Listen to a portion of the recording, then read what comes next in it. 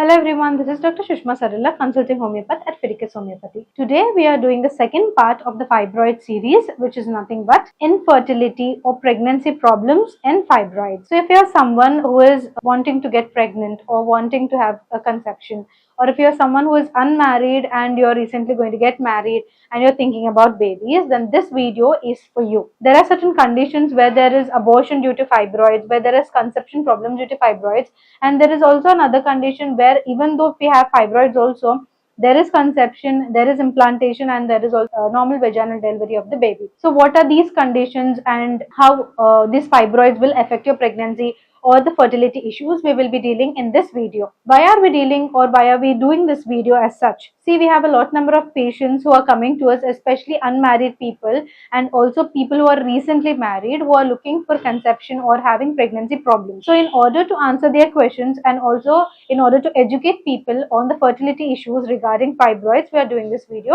So let's dive into the topic to know more about it. What are fibroids? Fibroids are nothing but they are non-cancerous growths. Okay, so they are non-cancerous. By meaning non-cancerous, I do not mean that there is no case where there has not been registered that a fibroid has converted into cancerous condition. There are cases, but there are a very rare number of cases where the fibroid can turn into a cancerous one, but there are certain conditions you need for that. So today we are only going to discuss about the fertility issues and fibroids. Remember that turning it into a cancer is a very rare condition. So it is non-cancerous in nature, consisting of muscle and fibrous tissue. It can range in size of a grain of rice, that it can be as small as a grain of rice or it can become as big as a melon also. So all of this constitute the description of fibroid. Next, what are the signs and symptoms of fibroids? As I told you, here in this topic, we are going to discuss about the fertility issues. If you're someone who is unmarried or married, and if you're having some hormonal disruption also, we have discussed that in the first chapter of fibroids. The link will be given in the description box. You can just check it. Or if you're someone who is looking for a detailed explanation on all the types of causes, all the types of investigations, and all the types of symptoms, we have discussed that as well, and that link will also be provided in the description box. So now let's check out the infertility issues or the symptoms that are there if you're suffering from fibroids. So what are the signs and symptoms? The infertility related symptoms are, first one, the inability to conceive. For example, if you're having a fibroid near the fallopian tube, then there will be a problem for the sperm. It will travel until the uterus, but from the uterus to the fallopian tube, there will be a problem because there is fibroid, there is physical obstruction as it. And also, there will be recurrent miscarriages. These are the common signs and symptoms of someone who is planning for pregnancy or who is, pregnant right now suffering with fibroids. They have the symptoms which is recurrent miscarriages. That is, they have a miscarriage or an abortion, especially in the second month and the third month and the fourth month. These 3 months are very crucial. If you're someone who is suffering from fibroids, these are the common signs and symptoms. Now let's get into the common signs and symptoms apart from this infertility symptoms. So these are the signs and symptoms which are common in everyone. That is menstrual changes.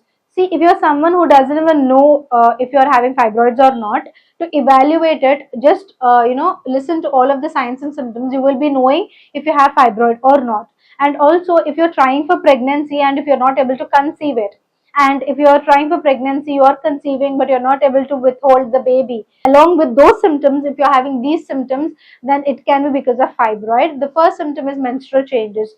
Especially in fibroids, you will be having prolonged bleeding. That is, usually the bleeding is for 3 days for some people, 5 or 6 or 7 or 8, but not more than that. If you're suffering from menstrual changes, that is change from your original menstrual period, where it is prolonged, or even if it is for 5 days, the flow is too much, the clots are there are larger or smaller clots are appearing, and there is severe pain associated with it, especially pain in the hypogastric region, especially if it is fibroid, it is bearing down sensation, that is someone is pulling through your hypogastric region, or someone is pulling from your vagina. You will have that feeling. If you are having all of these symptoms, it can be because of fibroid.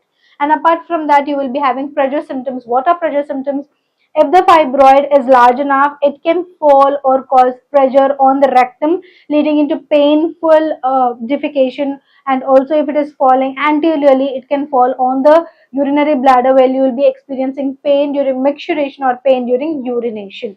And then constipation problem we have already discussed. Anemia is one of the most neglected thing in this fibroid. See, if you're someone who is experiencing prolonged period, even if you're in a perimenopausal stage also, you should not neglect the prolonged bleeding, because a lot of bleeding will cause depletion in the iron content, it will cause depletion in the PCV, which is packed cell volume, it will cause depletion in the HB content and the ferritin and the folic acid levels, which will lead into anemia. And if it is severe, you have to have a blood transfusion. Many people encounter this, they do not even worry, they just feel like they're getting pale, but they just feel because it's of nutritional deficiency, they do not do anything to gain that iron levels back. And also, even if they're having prolonged periods, some people do not even do not even consider those prolonged period. Even if they're getting pale, they feel like they're becoming fairer and waxier, but still they do not go to a doctor or do not get a lab test done. Please do not take these symptoms so lightly, because they are very important for your overall health. Anemia is one of the bad symptoms or the by symptoms of this fibroids. Along with that, we have already discussed the reproductive and the obstetrical problems, which is problem in being conceiving or problem in getting conceived or problem in holding the baby, that is recurrent miscarriages or abortions as such. These are the common signs and symptoms of fibroids. Let's look into the matter more to know more about it. Coming to the investigations part, if you're someone who is suffering from fibroids, the common investigation that you do is an ultrasonography. But before you do that, there is something called as pelvic examination, which is very, very important. If you're someone who is suffering from the common symptom of fibroids, that is prolonged bleeding, anemia, hair fall, waxy appearance, and also if you're having any problem in being conceived, or if you're having any problem with recurrent miscarriages, you have to have a doctor consultation. And during doctor consultation, they can do two types of things. One is palpation, that is pressing onto the hypogastric region to see if the fibroid is large enough and they can feel it. And also there is a second kind of examination called as the bimanual examination. If you see the pictures right here, this is called the bimanual examination. Okay, and it is needed only it will be performed, otherwise palpation, that is pressing the hypogastric region, is enough. The secondary thing after bimanual examination, if they feel that you have fibroids, then they will be asking you for an ultrasonography or ultrasound abdomen and pelvis, where through the sound waves you will be able to view the inside of the uterus. It is a common investigation if you're suffering from any female reproductive problems. It can be PCOD, ovarian cyst, endometriosis, adenomyosis, or any other female reproductive disorders as such. So to view it, we will be using USG. And if the USG is not clear about the borders, or if there is any other condition along with the fibroids, we will be asking you for an MRI so as to know about the borders in clear. And if that is also not clear, we will be doing a hysteroscopy. As you can see here, this is hysteroscopy, where the instrument is inserted into the uterus to see or have a better look at the uterus. And if you want to view even the fallopian tubes, then you can do a saline infusion, which is saline hysteroscopy, where there is saline injected into your uterus and you can see the fallopian tubes much clearer. That is also another investigation. And apart from that, if you want to remove the fibroids and also view them in a better manner, you can do a laparoscopy. So these are the certain investigations which are regarding your female reproductive organ issue, that is fibroids. Along with that, there are other investigations that you need to do. Let's look into it. Apart from this, there are other investigations that you need to do. Those are nothing but, see, if you're experiencing this pallor, that is waxy appearance of the skin, paleness, you've recently become a little bit 2 tones fairer than your original color, and also you just seem weak every day, lethargic every day, then the doctor will advise you for a CBC, which is complete blood count, where we will be knowing if there is any sort of inflammation, that is looking at your WBC's level, and also if there is any sort of HB count decrease, that is your hemoglobin level, and also PCV, that is packed cell volume decrease. In all of this, we will be asking you for a CBC, and looking at this, we will prescribe the needed medicines. Apart from that, if you're suffering from lethargy, if you're having a recent weight gain, if you're having edema, that is waterlogging conditions, the doctor might ask you to do a thyroid profile, which consists of thyroid stimulating hormone, which is TSH, T3 and T4. Many people who are suffering from fibroid will have mostly will be experiencing hypothyroidism, where the TSH level is very low and the T3 and T4 are elevated. Apart from this, based on your symptomatology, the doctor will ask you to do certain tests needed. Okay, so these are the investigations that you need to do if you are suffering from fibroid. Now let us look into the structure and function of the female reproductive organ as such. So by knowing the structure and function of this female reproductive organ, we will be knowing where the problem is occurring, how the problem is occurring, and why it is occurring, and what is the prognosis of the problem. So let's look into it. This is the female reproductive organ. As you can see, this is it. So here these are the ovaries which produce ovum, and this, from this, the ovum is released, and this, it is collected by the fallopian tube. As you can see here, there are two tube-like projections. These are called as fallopian tubes. Okay, and the ovary will have an ovum release, and the ovum or the egg will come and travel here, and it will stay here. Okay, and after an intercourse, the sperm will enter and it has to go here, and when it meets the ovum, there is fertilization and zygote formation.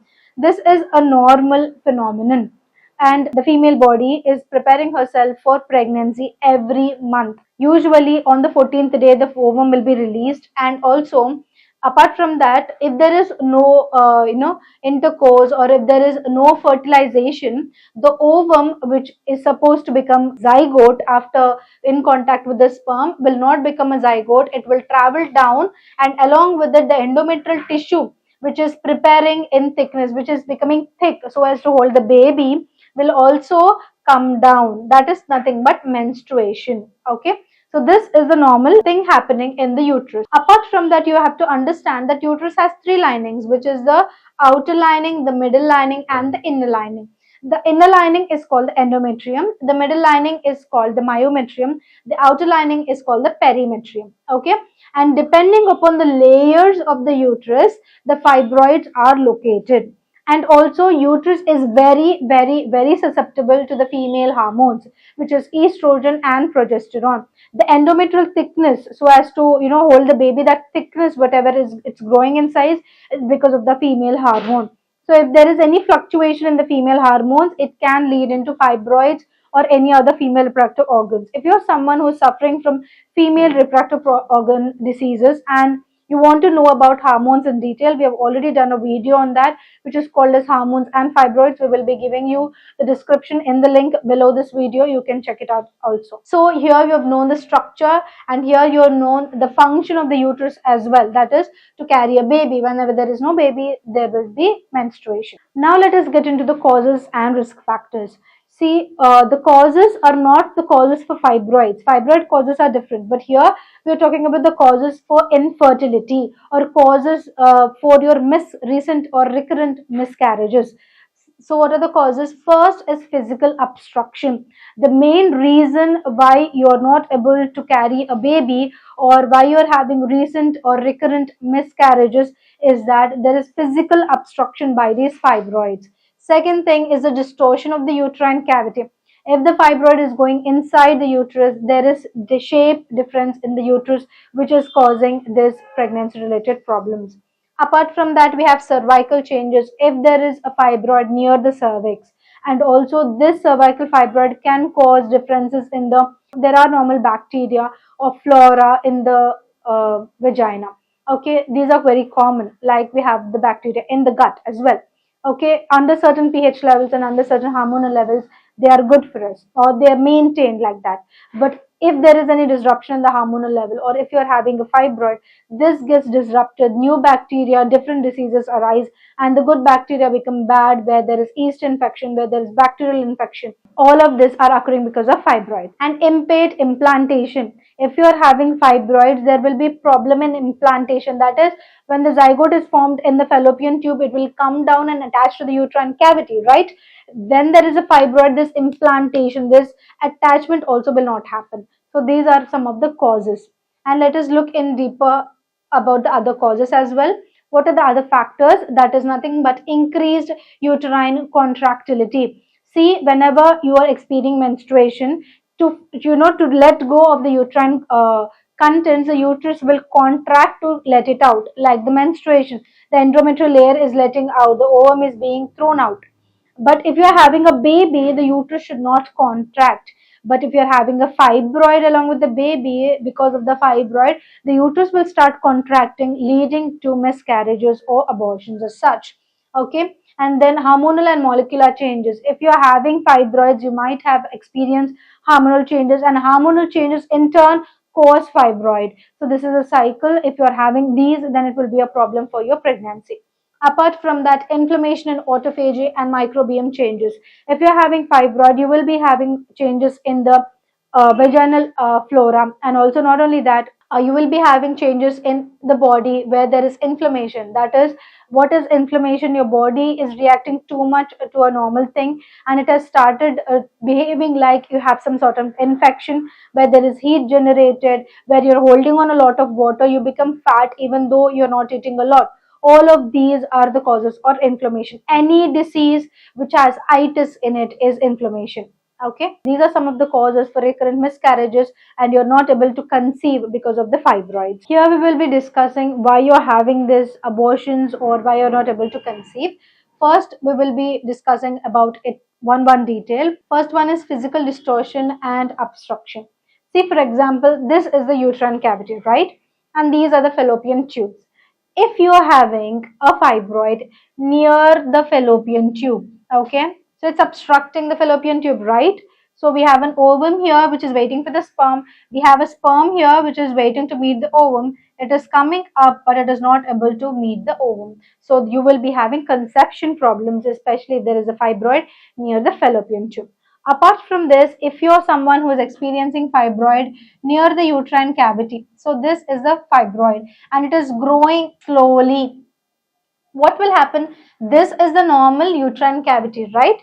So what happens is that when the fibroid starts growing, even if the baby has come here and it has been implanted, when the baby starts growing, this fibroid also will be growing and it will not be giving space to this growing fetus. That is where you will have this abortion. So physical distortion and obstruction are the major things why the pregnancy is very hard in fibroids. Apart from that, endometrial receptivity. What do you mean by endometrial receptivity? You have to remember that an endometrial layer should be in a certain way for the baby or the fetus to come and attach to it. Okay, so whenever you're having fibroids, this receptivity or this nature where it is trying to hold on to the baby or the fetus is gone. Okay, it's just like as if you have glue, something will come and attach to it, and suddenly the glue is started to behave differently. It has started to behave like a gel. There is no attachment, right? I'm just taking it as an example. It is not what happens in the endometrium, but the endometrial receptivity to take and attach that thing will go off, or it will behave in a different manner, so that there is implantation problem, or it can be implanted very low, wherein it can lead into an abortion. So this is also a certain thing that you will be facing if you are experiencing fibroids. And the other one is inflammation and autophagy. Remember that the fibroid has another character where it will also take a lot of blood supply. Okay, so it craves for blood supply, even though if the baby is growing starting in a normal manner, because of its increased nature to take the blood supply, you will have deficient blood supply to the fetus, and also deficient nutrition where it can lead to into a miscarriage. And this fibroid will release certain hormones. It can prepare its own estrogen. High estrogen level will cause certain reaction in the body. It can lead into inflammation, where there is different chemical mediators being released into your body, which can lead into problem with the pregnancy. And also we have this vagina uterine microbe, which is I've already discussed in the causes and risk factors. There are common bacteria in the gut. In the same manner, there are common bacteria in the vagina also. Whenever the vaginal pH is normal, or it is maintained properly, and the hormonal levels are maintained normally, the vaginal microbiome is also maintained in a proper manner. Whenever there is alteration in these hormones or alteration in the uterine cavity as such, because of the fibroid, which can create a hormonal disturbance and also uterine disturbance, there will be changes in the vaginal microbiome, which can lead into infections. Okay, so it can lead into yeast infection, prolonged yeast infection. It can lead into bacterial infection. It can lead into recurrent UTIs.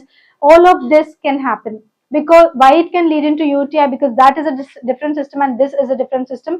Remember that women have very short urethra. So there will be problem if there is UTI infection, you can get something like a vaginal infection. If you have vaginal infection, you can get an UTI in certain section of people. Okay, it depends upon the inert health as well. And also other factors like uterine contractility. What do you mean by uterine contractility? To expel certain things, uterine needs to contract or the uterus needs to contract.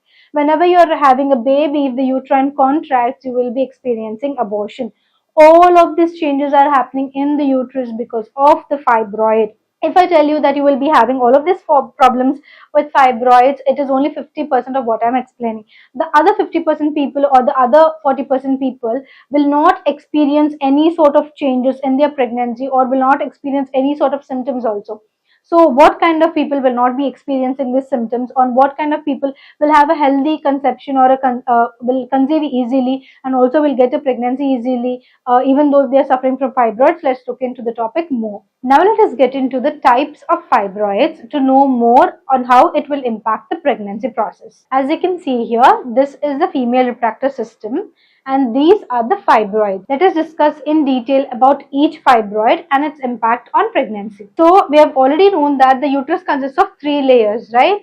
The endometrium, the myometrium and the perimetrium. Okay. So as you can see here, this type of fibroid is known as the serosal fibroid or the subserosal fibroid.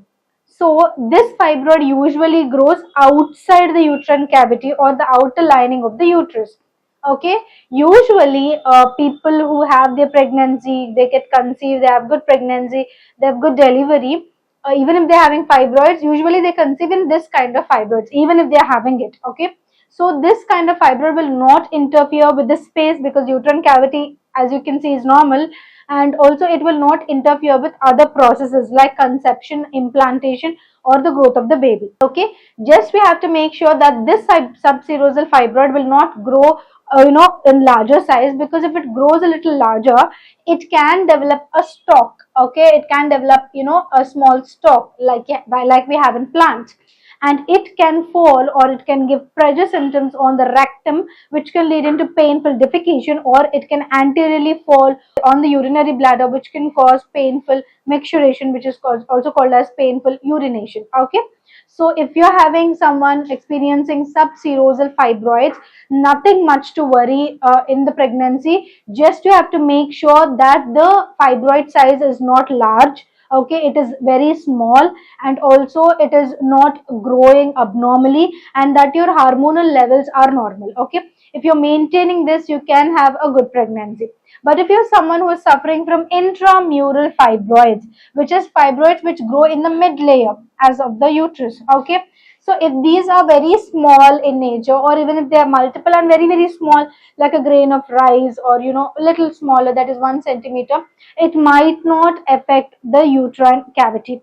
But if they are growing larger and if they are more, what will happen? This uterus midsection will bulge, and also the uterus cavity will become small, so there will be abortion. But this kind of fibroids can cause pressure symptoms, like it can close this fallopian tube if it is inside, it can close the uterus cavity if it is inside. So this can cause a little bit of problem. If you're someone who is experiencing intramural fibroids and they're less than 1 centimeter, nothing much to worry. Maintain a good hormonal balance and eat well, so that you will not have a lot of problem in the pregnancy. And the third kind of it is called as a submucosal. This is the main villain, because they are growing inside the uterine cavity, and even if they are small, it can cause a little bit of problem, and if they are large, obviously there will be a problem.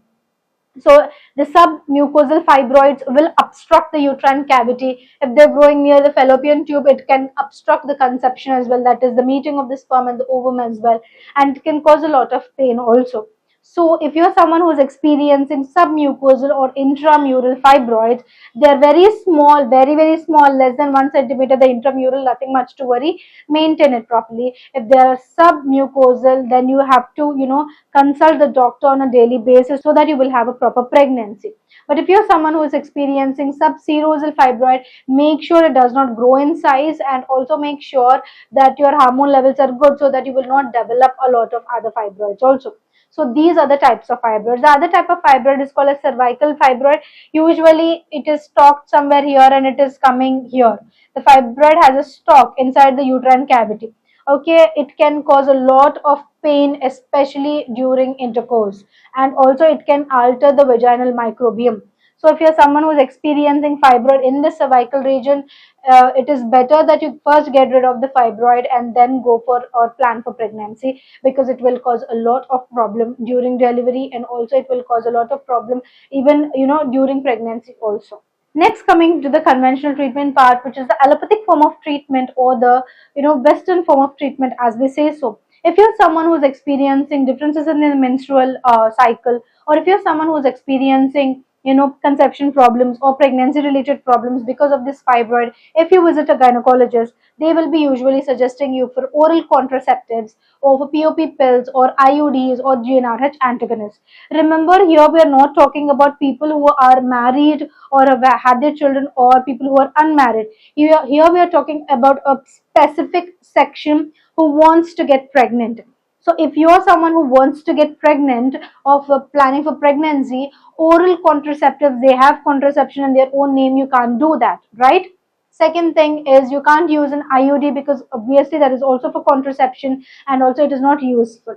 Third thing is GnRH antagonist or agonist as such. So what do? They cause a menopause-like symptom in the body, where they deplenish the estrogen and progesterone level. So you will be experiencing menopausal-like symptoms. Remember, these three things have something in common. They're useful for heavy bleeding, to control the heavy bleeding, and they're useful so as to shrink the fibroid. But remember, they have certain progesterone in them, which can also trigger the growth of a fibroid instead of shrinking the fibroid.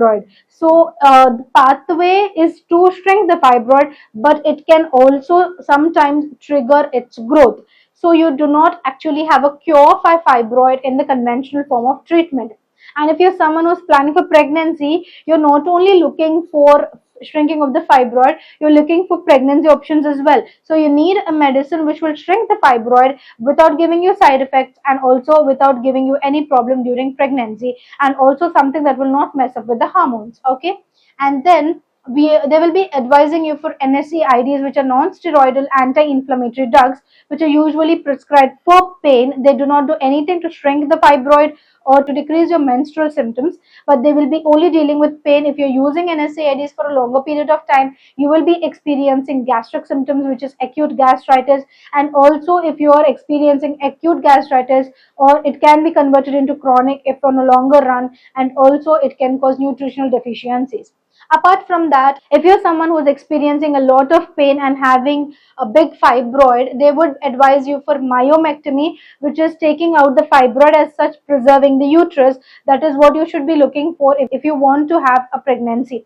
But remember, after myomectomy, you can have a recurrence or a re-attack of the fibroid. So this is not the cure, it's just a symptom removal.